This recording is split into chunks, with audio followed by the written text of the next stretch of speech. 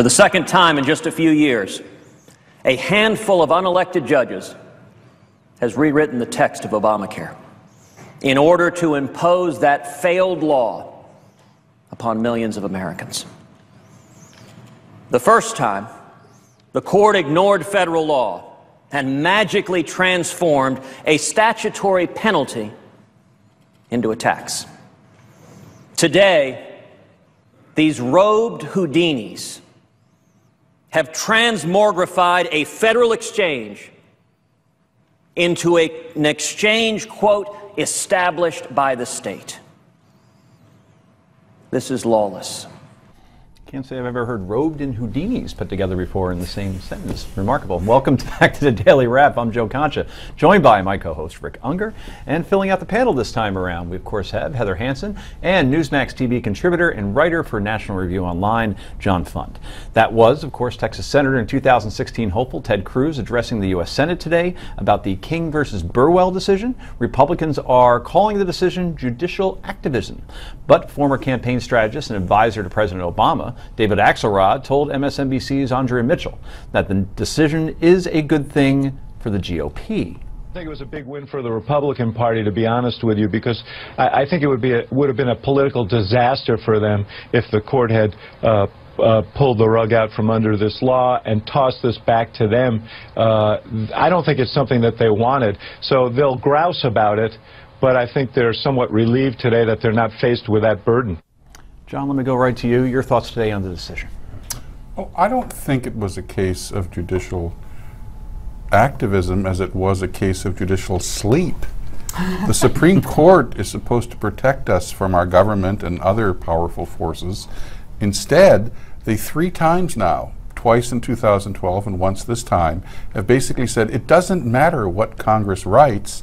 Whatever Congress's intent is, we will honor it if we can figure it out. Every Supreme Court since the dawn of the country's done. Oh, no. This has been relatively new. No. And statutory interpretation used to mean something.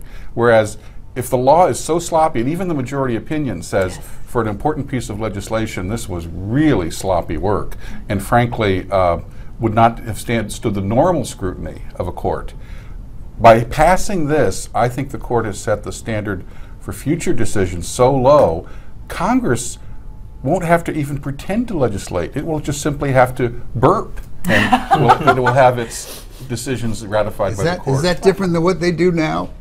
Yes, it is. I think they have. They've set the standards low for themselves and for Congress, because Congress doesn't have to put any work into writing these laws. I think Scalia's dissent, he talks about we are supposed to be a government of laws, not men. And the laws are not supposed to be, we're not supposed to be interpreting them and trying to figure out what their intent is. The intent is supposed to be clear. And when it says, it didn't just say one time established by the state, 7 times. So 7 times they made that mistake. I think it was a stretch, and I think that this opinion is going to have repercussions in the future. Rick, are you surprised that John Roberts, the first time around, he was killed by conservatives saying, what are you doing, with this ruling? And my contention, and yes, there is tape of this too, was saying, you know what, he gets a do-over, will probably say, you know what, I made a mistake, and make good. The funny thing is, even if he ruled with those who dissented, it still would have been still would have been 5-4. Right. The 6-3 part really surprised me. But Roberts here, amongst conservatives, is known as a Judas now. Look, as I've consistently said, I could have defended a decision of this court either way.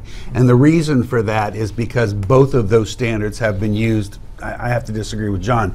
Time and time again, there's 2 ways you can go about interpreting statutory language. One is, the actual technical reading of the law, which would have been appropriate if they had gone that way. And the other is what was the intent of Congress to try and determine that. That's also an appropriate way to go.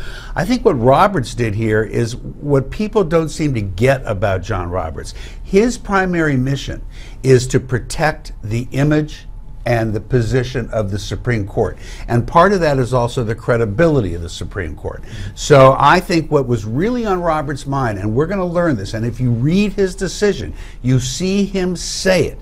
He understood that you could send it back to Congress, as I said earlier, either way you went. But one way causes huge, horrible disruption to the healthcare system. The other way doesn't cause a ripple. Congress is still fully able and fully capable to go back and revisit that law, and if they want to change it, they can change it. So his job is not to suss out the politics of it. His job is to reach a decision without causing the most minimal amount of disruption they can, which is also a principle of the Supreme Court. So when you add these up... John Marshall wrote Marbury versus Madison. Yes, I don't did. remember reading There anything. wasn't a statute involved in Marbury v. Madison. I understand that, but I never, in any of his decisions, and he was on the court for over 30 years, I never read anywhere in any of John Marshall's opinions, oh, we have to worry about the disruption to the country. I want to get to That's the not a political legal principle. That's not a legal principle. I want to transition to the political aspect of this. Was this, as Axelrod said, a blessing in disguise for Republicans, because now at least they don't have to come up with an alternative plan that could disrupt whoever the nominee is for the 2016 election? In other words, this goes away and now this won't be a burden on whoever gets that nomination. I think it was a huge boon to Republicans in that respect, but I don't think it goes away. I think it becomes a bigger issue in the next election than it would have been. I think that you saw the candidates now. Jeb Bush came out, they all came out with statements saying that this is a problem and I'm going to repeal it. Nobody really telling you exactly what it is they're going to do to fix it. And I don't know that it can be repealed or can be fixed, but I think it's something that we're going to talk about more. I think we're going to see the problems with the act more as time goes on. Can I sneak one thing in real quick? Go ahead. You're using John Marshall. To your way of thinking about the Supreme Court, Marbury v. Madison was a huge mistake and a really poor decision. So I don't know why you're using him as your example. John, He's the best example of the other side, and even he didn't talk about He made up disruption of the law in country. Marbury v. Madison that changed the entire function of the court. And even he didn't make up disruption of the country as a reason to make a decision. Even he. John, we'll stay with us for our next block as we talk about a certain real estate mogul and reality show star surging into brand new presidential polls. Stay tuned.